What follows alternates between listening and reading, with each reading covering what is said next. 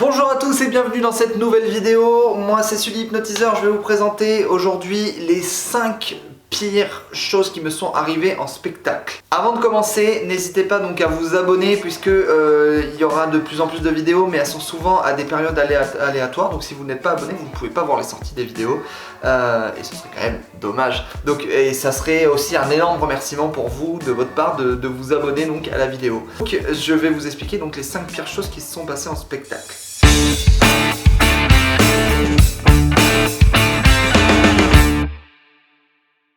Évidemment, pour ceux qui me suivent, vous le savez, je suis hypnotiseur de spectacle maintenant depuis 5 ans. Et déjà en 5 ans, après avoir fait plus d'une centaine de dates, j'ai vu des choses qui sont...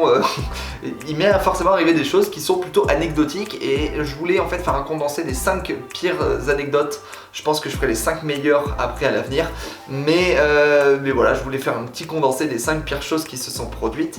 Avant tout ça, avant de vous expliquer, évidemment, l'hypnose c'est un moyen exceptionnel de faire des choses, que ça soit en thérapie, que ça soit en spectacle, que ça soit pour soi-même en auto-hypnose, que ça soit en médecine, mais ce n'est que ça soit dans n'importe quel domaine, ce n'est pas un jeu.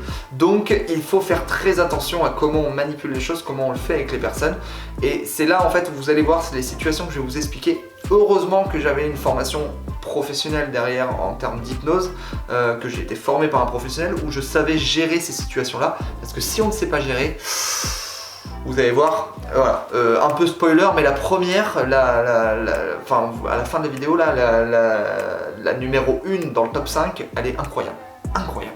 Donc c'est parti pour débuter cette vidéo des 5 pires anecdotes qui me sont arrivées en spectacle. C'est parti maintenant avec l'anecdote numéro 5.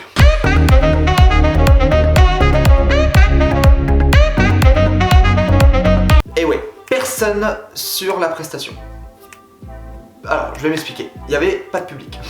En gros, je suis arrivé, c'était il y a quelques années, je crois il y a 4 ans, dans un camping, dont je dirai pas le nom évidemment, mais j'arrive sur ce camping-là, et donc j'avais fait plusieurs tournées de camping, tout se passait très bien, en plus j'avais une très belle saison en camping pour le coup, et j'arrive sur ce camping-là en été, et puis je commence à installer mes affaires. Voilà.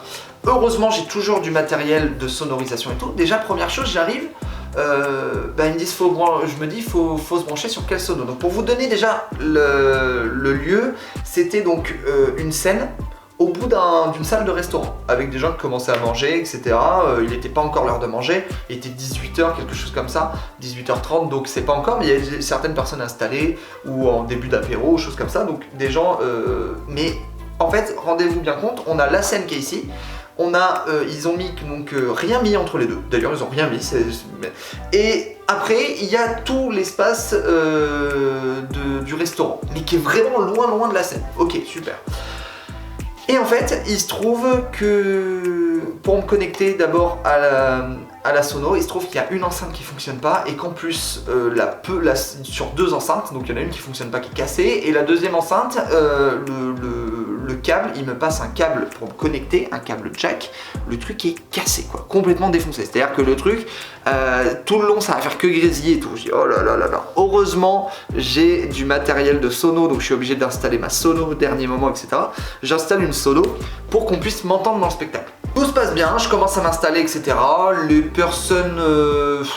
je rencontre même pas les patrons du camping, je rencontre juste seulement les personnes au niveau du bar, etc., du restaurant, qui savent pas du tout ce que je fais là en fait techniquement, et je m'installe. Et puis je me rends compte qu'il y a des gens au loin qui me regardent, ils sont pas du tout au courant, et ils commencent à me regarder qu'est-ce qu'il va faire, parce que je mets des chaises en fait sur la scène, des chaises pour que les gens puissent s'installer, en fait tout simplement pour les hypnotiser, pour que les personnes qui sont hypnotisées sont sur des chaises, etc. Et c'est beaucoup plus pratique sur scène. Et quand je mets ça, les gens se disent mais qu'est-ce qu'il va faire lui, il va faire une réunion, et qu'est-ce qu'il fait lui, et puis il y a un peu des moqueries, des choses comme ça, parce qu'ils savent pas qui je suis en fait. Et enfin c'est normal, je suis pas connu, mais je vois bien qu'ils voient pas d'où je viens et pourquoi je suis là. Et en fait, au bout d'un moment, je dirais une demi-heure avant le spectacle, le patron du camping arrive et puis me dit bah bonjour et tout, ça va bien se passer, vous êtes prêts pour le spectacle? Je dis bah oui. Combien il y a de personnes prévues? Ah bah il me dit il n'y a personne de prévu. Bah je dis mais vous avez fait un peu d'annonce dans le camping, parce que l'idée c'est que quand je vais dans un camping, effectivement c'est leur animation, ils ont payé pour ça, donc ils annoncent au moins dans le camping, etc. Ah il me dit on l'a annoncé à personne. Ah mais je dis mais comment les gens vont arriver? Et en fait il se trouve qu'ils l'ont annoncé mon spectacle à personne. Il se trouve qu'en plus ils diffusent ce soir-là il y avait un match de foot, ils diffusent le match de foot au même endroit que mon spectacle. C'est-à-dire qu'il y a le spectacle, il y a donc un match de foot qui est diffusé en même temps. C'est-à-dire que rien ne va. Je vois très bien que ça va être une catastrophe. Le patron au dernier moment décide de prendre sa petite voiturette et d'aller faire un peu de pub. Et au final, je me retrouve, je crois, sur le spectacle avec quand même du monde donc au fond en train de manger, mais qui n'en a rien à faire de moi puisqu'il y a le match de foot. Heureusement, le match de foot n'était pas mis le son, c'était juste visuel, mais il n'y avait pas le son, heureusement. Et je me retrouve avec certains curieux qui arrivent sur mon spectacle d'hypnose. Je crois que on doit commencer le spectacle à 10 personnes. Il y a 10 personnes dans le public. Waouh, là je me dis ça va être très long parce que la contrainte de l'hypnose c'est que si les personnes en fait n'arrivent pas dès le début, moi il faut que j'ai des personnes avec moi qui montent sur scène. Donc il faut que dès le début j'ai un certain nombre de personnes. En général une cinquantaine, 100, 200, 300, voilà, peu importe. Mais il faut que j'ai des personnes à hypnotiser. Sur 10 personnes, eh ben, j'arrive à avoir 3 personnes sur scène. Je ne sais pas comment. Et j'ai ces 3 personnes qui montent et je dois faire un spectacle avec 3 personnes sur scène. Ça va être très très compliqué et ça commence très compliqué. Heureusement, j'arrive à bien monter le son, je bourre le son à fond, je monte pour intriguer les gens. J'arrive à avoir sur ces 3 personnes, il y en a une qui est très très réceptive. J'arrive vraiment à... la pauvre, je la charcute. C'est de la charcuterie professionnelle. C'est-à-dire que là, la personne, je reste avec elle et je fais de l'hypnose, de l'hypnose, de l'hypnose, de l'hypnose. Bah voilà, alors c'est pas mauvais pour elle évidemment, hein, mais c'est que ça fatigue extrêmement pour la personne. Mais du coup, j'arrive à attirer la foule, j'arrête là, je fais une entracte au bout de 3 quarts d'heure et là heureusement le fait d'avoir animé cette personne là ça a attiré au moins une bonne cinquantaine de personnes autour et là avec 50 personnes je peux commencer un spectacle où là j'attirerai 6-7 personnes sur scène. Donc je termine mon spectacle, après je fais une petite pause, je dis oh, je fais une petite pause, on boit etc et puis on revient, c'est pour faire marcher le bar etc. Ce qui est vrai d'ailleurs, je fais tout le temps des entractes, enfin dans ces formats là de camping, oui. Et après on revient donc et donc là le spectacle se passe bien heureusement, mais au début c'était pas gagné du tout et ça arrive très souvent en spectacle malheureusement, enfin très souvent, non, ça peut arriver en spectacle et il faut savoir du coup s'adapter à la situation parce qu'on peut pas dire tiens je m'en vais etc. Donc c'était plutôt compliqué mais au moins ça a l'avantage d'être très formateur.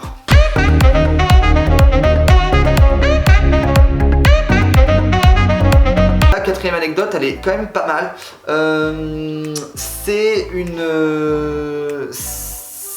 En fait, je suis dans un bar ambiance. Voilà, un bar ambiance vers Bordeaux, dans Bordeaux.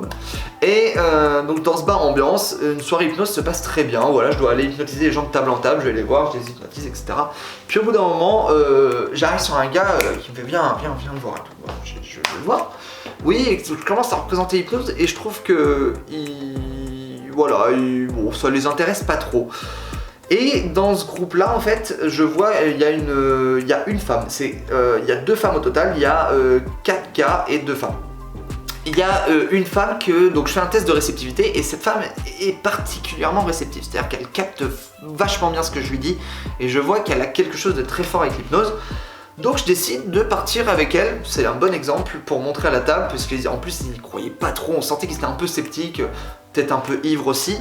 Et en fait la personne, j'hypnotise donc cette femme, et là le mari qui était juste à côté commence à être impressionné. Là je vois qu'il me regarde intrigué, très impressionné. Là je me dis c'est cool parce que c'est souvent l'effet que ça fait avec l'hypnose. On hypnotise une personne, ça arrive souvent qu'on nous croit pas, qu'on se dise oh non c'est pas vrai ce qu'il fait etc. Et puis quand on hypnotise une personne qui est leur proche, et là en l'occurrence sa femme, bah là waouh. Et je l'hypnotise et puis il me dit viens faut que je t'explique. Bah je lui dis quoi? Il me dit faut que tu la fasses jouir. Je dis pardon, j'ai quoi? Et il me dit ouais, il me dit elle jouit extrêmement bien, il faut que tu montres à tous mes copains comment elle jouit. Mais je lui dis mais c'est pas possible, je vais pas faire jouir une femme, elle m'a pas demandé etc. Et il insiste, il me dit si, le gars me sort de son sac à main, il me sort un sextoy, un truc truc, bref. Vraiment, enlever les enfants pour ce moment-là. Mais il me dit, voilà, tu lui montres ça et tu lui dis qu'à chaque fois qu'elle touchera, elle va jouir, etc. Je lui dis, je vais pas faire ça. Et en fait, le mec insistait, il voulait montrer à tous ses copains comment sa femme avait un orgasme extrêmement bien. Et en tendant son sextoy quoi. Voilà, j'ai réussi à m'en dépatouiller en lui disant que je ne voulais pas, que de toute manière je lui ai expliqué, mais ça a été pas facile parce qu'il insistait vraiment, il était vraiment insistant. Je lui ai expliqué que en fait moi je ne fais pas ça parce que je ne sais pas comment la femme va le prendre, je ne lui ai pas demandé au préalable et puis bah c'est pas forcément le but de le faire ici dans cet endroit là, donc du coup j'ai refusé de faire ça et la personne était très insistante. J'ai réussi quand même, alors j'ai du coup ce que j'ai fait pour quand même leur faire plaisir, j'ai demandé de ranger son bout de plastique là et puis je suis allé donc voir la dame, je l'ai réveillée et je lui ai demandé si elle voulait bien vivre un orgasme et il s'est trouvé qu'elle m'a répondu que non, qu'elle était très timide et qu'elle voulait pas face à tout le monde, etc. Donc du coup, la réponse, heureusement, elle m'a sauvé face à tout le monde. J'allais pas faire quelque chose qui était contre elle. Et là, le mari s'est trouvé sur le cul, quoi, par rapport à ça. Je ne sais pas ce qu'ils sont devenus entre eux après, parce que je pense que ça a semé un beau froid dans tout le truc. Et je me suis paré à une autre table, je suis parti à une autre table, voilà. Donc ça, waouh, expérience plutôt, il faut savoir, des fois avec l'hypnose... Quand on est hypnotiseur, il faut savoir dire non à certains trucs, puisque des fois ça va toucher à l'intégrité de la personne, et si la personne ne le veut pas, il faut surtout pas lui faire quelque chose qu'elle ne veut pas.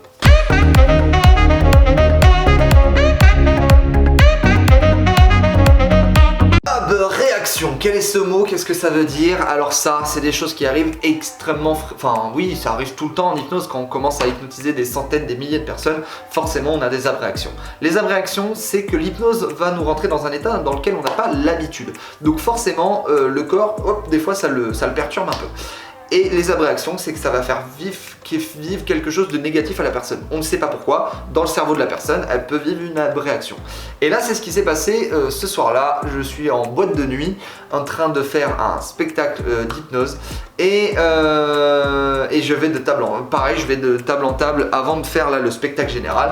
Et j'arrive voir donc une fille, on est donc sur Lacano. En Gironde et j'arrive donc vers une fille et je commence à l'hypnotiser et la fille, bah voilà, tout se passe bien, voilà, une fille qui a à peu près la vingtaine, avec un groupe de copines et je crois qu'il y a 2 gars dans le groupe, bref, tout se passe bien, un groupe très sympa, tout se passe bien, etc. Sauf que d'un coup, elle rentre donc très bien sous hypnose et là, elle rentre sous hypnose, elle s'effondre en larmes, mais sanglots, et elle ne peut plus s'arrêter. Elle ne s'arrête plus de pleurer. Et là, quand vous êtes hypnotiseur, que la personne se met à pleurer comme ça et vous voyez que vous lui avez rien demandé, elle se met à pleurer, waouh, là vous vous dites, ouh, qu'est-ce qui se passe, ça va être chaud là. Du coup, j'ai réussi à force, là il a fallu que je prenne une pause, ça a pris une pause sur le temps de la soirée, mais le but c'était de la sortir bien de l'hypnose. Donc là elle pleurait, elle sanglotait, elle sait pas pourquoi, parce qu'elle est en train de... Elle m'a dit après, je lui ai demandé, elle m'a dit qu'elle avait revécu des choses en enfance, enfin... Pour aucune raison, je lui ai pas fait retourner en enfance, c'est ce qui s'appelle normalement une digression, je ne lui ai pas fait faire ça, mais le cerveau, chaque personne est différente et elle avait envie de retourner là-dedans, je pense que ça lui a fait au fond d'elle du bien, mais il fallait absolument pas la laisser comme ça, point de vue de l'image de tout le monde autour, et point de vue du fait aussi qu'il fallait qu'elle ait une bonne image de l'hypnose. Donc elle s'est réduite en sanglots et puis pendant, j'ai bien mis 15 bonnes minutes à réussir à la faire reprendre confiance et surtout je n'ai pas fait d'hypnose avec elle durant tout le reste de la soirée. Après elle allait très bien. Elle a apprécié voir le spectacle, etc. Mais voilà, il faut savoir des fois sur des mauvaises réactions, ce qu'on appelle des abréactions comme ça, il faut savoir garder son sang-froid surtout, ne pas paniquer, ça c'est une des choses essentielles, et montrer qu'on gère la situation et refaire revenir cette personne à la confiance surtout.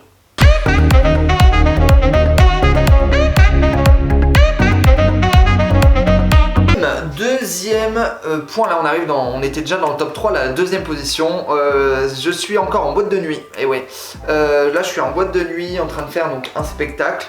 Et j'aime bien en boîte de nuit, comme c'est très visuel, faut que ça impacte et faut que ça aille vite, parce qu'on coupe la musique sur un spectacle, on met ma bande son à moi de l'hypnotiseur, je peux pas me permettre de faire un spectacle d'1 heure en coupant la musique en boîte de nuit. Donc ça dure 10 minutes, un quart d'heure. Donc j'ai un effet très spécial en boîte de nuit, c'est la planche à clous.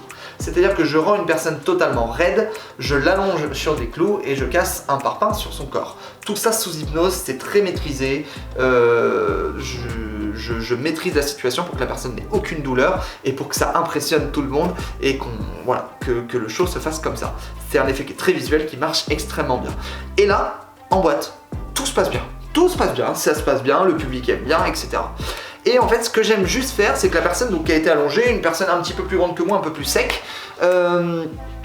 cette personne-là donc vient de vivre l'expérience de la planche à clous. Elle est torse nu à ce moment-là, elle a été sur les clous, etc. Et tout s'est bien passé. La personne se relève et je la sors d'hypnose en lui disant vous allez oublier tout ce qui se passe. Je fais tout le temps ça. Je lui dis vous oubliez ce qui vient de se passer, comme si la planche à clous elle n'a jamais vécu ça. Donc je lui fais oublier ça. La personne se réveille. Et je lui demande ce qui s'est passé. Elle me dit non, il s'est rien passé, etc. Je sais rien, j'étais en train de dormir quoi. Lui, forcément, il s'est rien passé. Et puis je lui dis tenez, regardez cette planche à clous, est-ce que vous pouvez vous allonger dessus? Et donc là, il me dit non, et c'est prévu. Dans le spectacle, toujours c'est ce qui se passe. La personne dit non, je ne m'allongerai pas dessus parce que à l'état d'éveil consciemment, elle serait pas gainée comme un hypnose pour s'allonger dessus, etc. Et donc du coup, je commence comme d'habitude à dire oh désolé, le public il veut pas s'allonger dessus, ce qui est normal hein. Et je commence à jouer un peu dans le jeu et à dire tant pis le public, tant pis, il y aura pas le clou du spectacle justement, il y aura pas etc. Et je pense que je commence peut-être à trop taquiner comme ça en disant oui le public, il y aura pas ça, etc. Le public qui est très réceptif aussi, qui commence à faire bouah ouh, et donc le mec se fait huer. Et je suis peut-être allé trop loin cette fois-ci, c'est là où les autres fois j'ai un peu rattrapé mes messages que je donnais derrière. Et le gars commence à le prendre vraiment en termes d'ego, se dire attends, ok on va pas me saouler. Et là il commence à essayer de me mettre une droite. J'esquive la droite, il me pousse, et là il y va pour s'allonger lui-même. Il dit c'est comme ça, je vais m'allonger dessus. Sauf que je peux pas le laisser faire, il est pas sous hypnose à ce moment-là. Enfin, il est pas en termes de ce qu'on appelle la catalepsie, c'est d'avoir tout un membre raide. Là, pour le coup, la catalepsie totale, c'est tout le corps raide. C'est ce qui permet de résister à l'hypnose, et ça, c'est moi avec l'hypnose qui lui permet de lui donner cette catalepsie-là. La personne n'est pas donc, il n'est pas dans cet état-là. Donc, il va s'allonger dessus, il va se faire mal. Et en plus, moi, il vient de me pousser, etc. Là, il va sur la planche. Heureusement, j'ai le micro. J'ai le micro qui est activé et je commence à lui dire tout de suite tout redevient normal, tout de suite tu t'aperçois que tu te souviens de tout dans les moindres détails, tu te réveilles, tout redevient normal, tu te souviens de tout, de la planche, etc.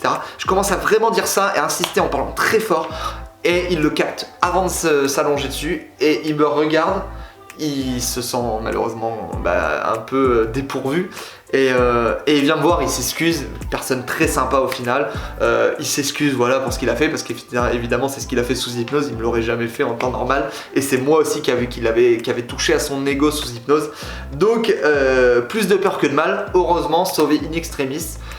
Et les autres fois j'ai fait avec en touchant un peu moins l'ego, ou en tout cas en faisant attention que ça c'est possible que la personne d'un coup se rebelle quoi.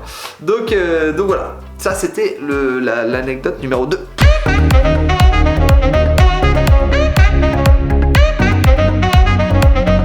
Et enfin l'anecdote en première position, je suis sur un camping en 2017, un très grand camping, il y a environ 800 personnes dans le public, voilà, un spectacle qui se passe juste extrêmement bien comme tous ces spectacles là, et tout se passe bien.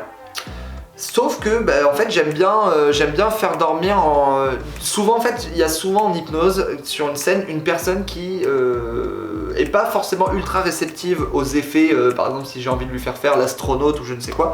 Par contre elle dort super bien, c'est-à-dire que la personne je peux la laisser dormir, voilà. Et là c'est ce que je fais avec un gars, je vois qu'il s'endort assez facilement, que souvent même des fois je lui dis pas de dormir, il s'endort, donc je le laisse dormir quasiment tout le spectacle. Des fois il revient à lui, etc. Mais voilà.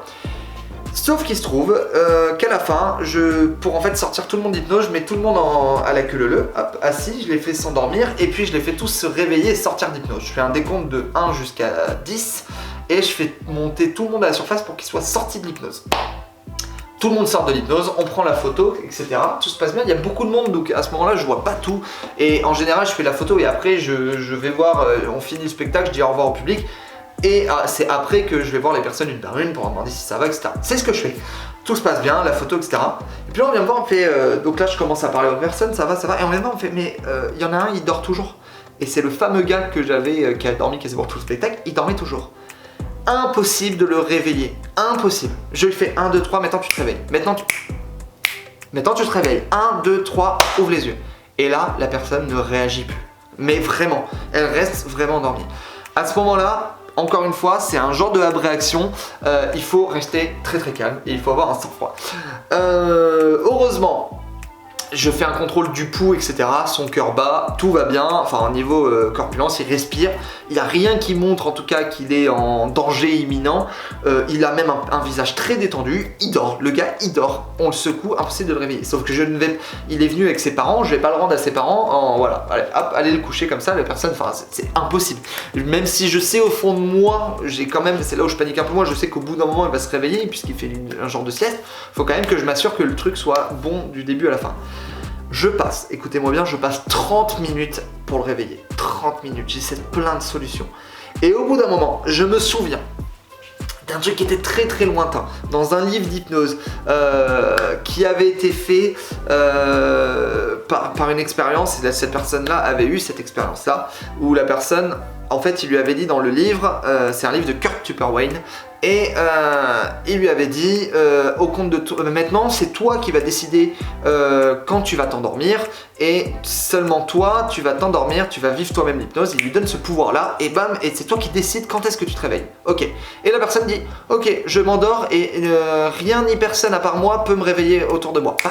Et là, terminé, la personne s'endort. Et c'est exactement la même chose qui s'est passé. C'est-à-dire qu'il s'est mis en totalement déconnecté du reste des personnes. Ils nous entendent parce que son ouïe est toujours ouvert, etc. Mais impossible de se réveiller puisque c'est seulement lui qui a décidé de s'endormir et que personne pourrait le réveiller autour. Waouh! Du coup, la solution que j'ai utilisée pour réussir à le réveiller et dire aux parents, voilà, vous repartez avec lui et maintenant tout ira bien. La solution, c'est de lui parler en lui faisant croire, donc ça a mis un moment quand même, lui parler intérieurement, lui faisant croire que la voix qui parlait, c'était sa voix intérieure à lui. Je lui ai fait croire que c'était son inconscient qui était en train de lui parler. Et donc je me suis transformé ma voix en son inconscient, et donc à ce moment-là, je lui ai dit que maintenant ton inconscient te demande de te réveiller, tu te réveilles par toi-même parce que c'est ton inconscient qui te fait croire que tu te réveilles. Et là, c'était ok parce qu'à l'intérieur de lui, il acceptait que personne ne le réveillait autour, par contre lui, il acceptait forcément que lui-même se réveille. Donc à l'intérieur de lui, il s'est réveillé parce que j'avais fait en sorte que ma voix devienne lui, devienne son inconscient. C'est pour ça que ça a mis beaucoup de temps.